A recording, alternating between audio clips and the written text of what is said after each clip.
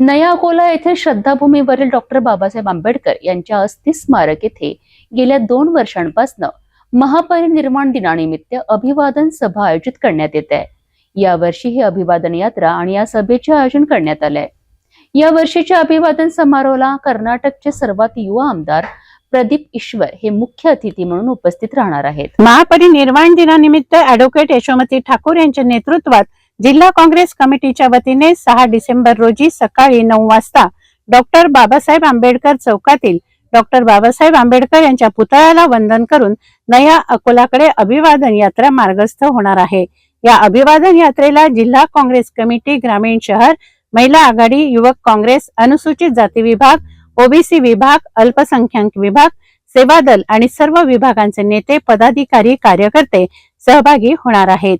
या अभिवादन बाईक आणि कार यात्रेत मोठ्या संख्येने सहभागी होण्याचं आवाहन जिल्हा आणि शहर काँग्रेसच्या वतीने करण्यात आलं आहे।